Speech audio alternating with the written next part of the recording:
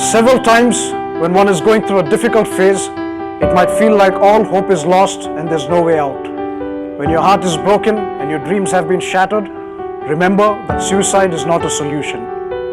I'd like you to meet an interesting person. At the age of 16, Dr. Benny Prasad contemplated suicide. But today, he holds the world record for being the fastest man to travel all the countries of the world. He's invented an instrument, he's a talented musician, and has impacted several lives world over. Let's talk to him and find out about his incredible story and journey.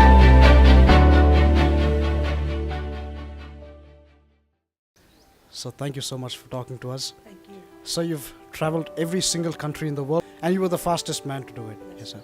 So you've seen the entire world. What is it that stands out about India for you? Well, one thing that stands out is the amount of diversity that is there in our country. Linguistic diversity in terms of our culture and also the history that we have. We have such rich history. These three things really stand out and yet we are one nation. That's amazing, where countries with 2 or 3 linguistic groups itself, they have such problems. And here we have so many languages and dialects and cultures and such strong historical roots, and yet we are one nation, and that makes it a very unique nation. So when did you start traveling and why did you do that? I started to travel in the year 2002, and it all started off with one dream that I had was to go to one country. Because my background is that I was thrown out of school in my 10th grade, having called that I was a worthless student and having failed in my education, and they said I was good for nothing. And so I just felt really rejected and dejected. And on top of that, I lived in a very comparative society, being compared to siblings, compared to your neighbors, and seeing all these things, I was just so fed up with life. And I grew up with bad health. I was born with asthma. From the age of 2 to the age of 16, I was on wrong medication, and as a result of that, 60% of my lungs got damaged and my immune system broke down, and I developed rheumatoid arthritis. So by 16, everything came crashing down for me when the doctors gave me 6 months to live. And I could not imagine how am I going to survive in this world when I'm nothing but a shame and a curse to the family and society. So I contemplated to commit suicide. During that low period of my life, when I had no other hope other than to kill myself, is when I had an encounter with Jesus Christ. And I heard his voice saying, "Benny, even though you are called useless, I want you and I can transform your life and make you a new person." So I heeded my life to that voice of Jesus and surrendered my entire brokenness and my shame and my curse. And he transformed me and gave me a new start, a new birth. And in 2002, God gave me the courage and the vision to dream that I will be able to travel the world.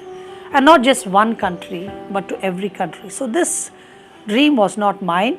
It was purely a divine a voice that led me towards this. So I started to travel in 2002, just purely based on the obedience to the voice of God in my life. So you've started Chai 316. This is a place which helps out youngsters who are depressed, youngsters who want to kill themselves. So what prompted you to start this and what happens at Chai 316? Yeah, see, when I started to travel, I started to see that dreams also can be real. And even though I hardly had any money, I had an Indian passport, and with weak health, I couldn't imagine how could I travel the world with such little facilities and infrastructure. But God said He'll provide for me, and it happened so that by 2010, I had been to my last country at that time, 245th country. It was Pakistan, and I broke the world record and became the fastest man to travel to every country in the shortest time. Then I continued traveling a little more. There were some new countries that were birthed, and by 2012, I had been to every single country, recognized or unrecognized. I had been to 257 countries and came to a point, I went back to Jesus and said, "God, what next? What do I do now? Having reached the pinnacle of success in the area of traveling, there should be something that I should be able to give back to the society. And that's when God gave the idea of designing and building the cafe called Chai 316. Now Chai means life in Hebrew, and 316 is a verse from the Bible which talks about eternal life. And the cafe is designed mainly to help reach out to young college students in the area of emotions and mental health. When I look back at 16, I wanted to kill myself because everybody gave up on me. But now when I look back, I thank God that I did not quit my life, because I've journeyed such a beautiful life. I have no regrets for the decisions that I've made now. And I'm just enjoying this gift of life. And I want others to enjoy the gift of life too. And for me, I've learned academics, a sheet of marks card cannot decide everything in life. We need to have purpose in life. Education is good as long as it equips you to becoming what you want to become. Otherwise, it's just a piece of paper. There are so many people today, they have a degree and what they work is nothing connected to their degree. What a waste it is. You study so much and yet what you're doing is nothing. Recently, for example, a girl has done her master's in mechanical engineering with specialization in aeronautics, presently working in HSBC. I think that's a disaster, because why did you have to study so much and end up in HSBC when you don't need these things? Because this shows that many times we don't have proper career guidance. Many times we just end up doing things for the sake of a degree without a purpose. And here, I wanted to live a purpose-filled life. And I want others to find their purpose too. And that purpose can come either through education or not through education. It doesn't matter.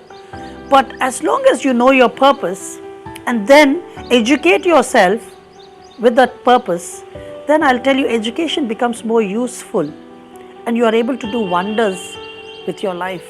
And for me, the cafe is a representation of that. It's a representation of my life, that I was at the verge of quitting life, thinking I lost everything.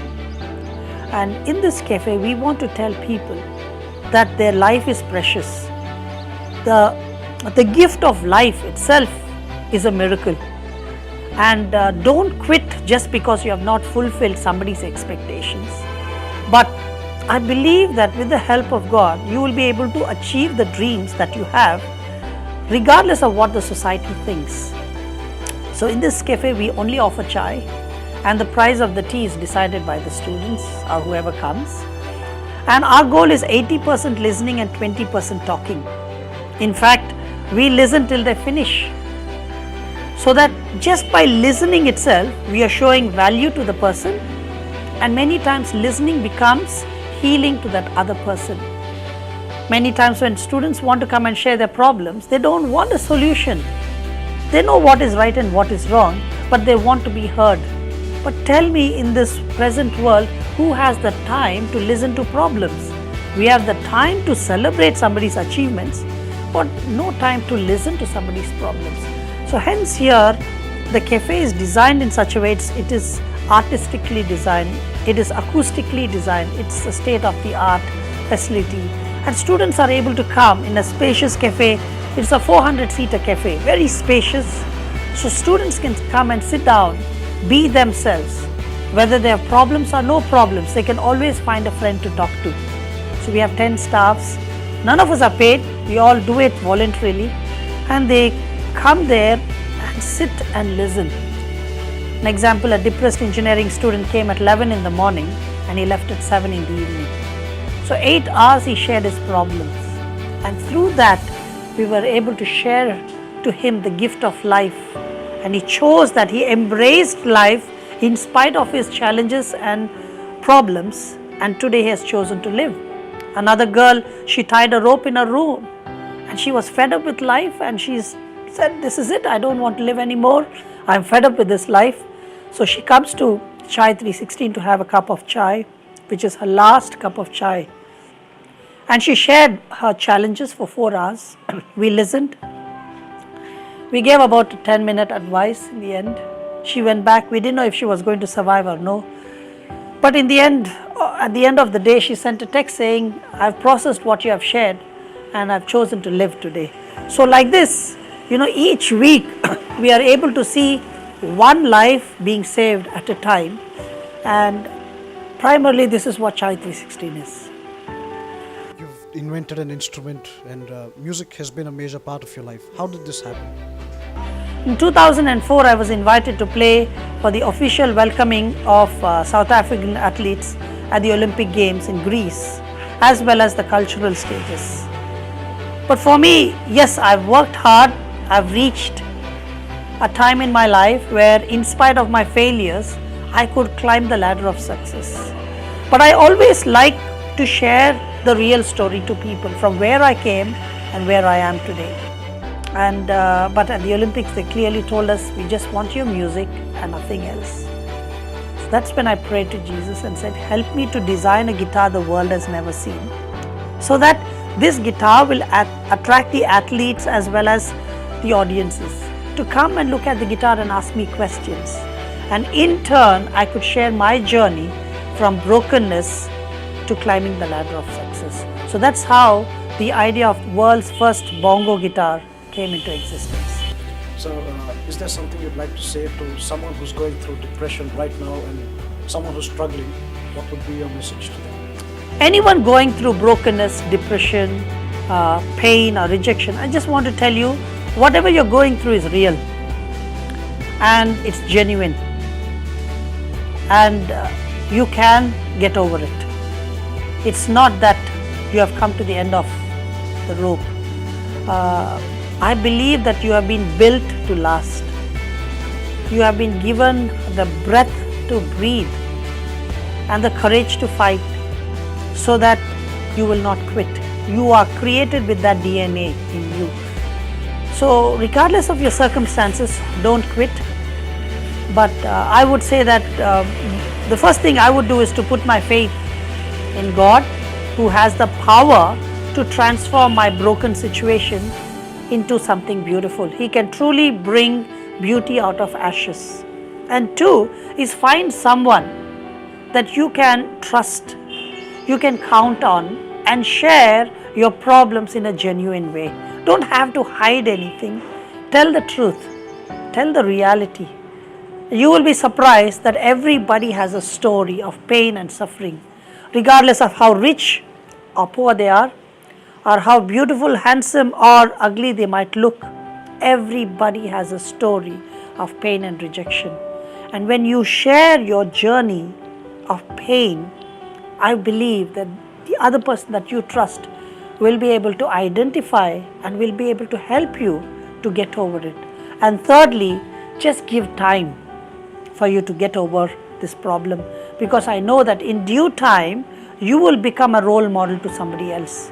You will know that in God's big picture and big plan, there was some reason why this was allowed, and later on that becomes your strongest point, and your weakest point becomes your most beautiful story to tell, and that will help another person to come out of depression and pain and suffering. It's been a great honor and a privilege to be able to talk to you and for you to speak all these things, and I'm sure people will be touched. Thank you so much, sir, for talking to me. Thank you so much.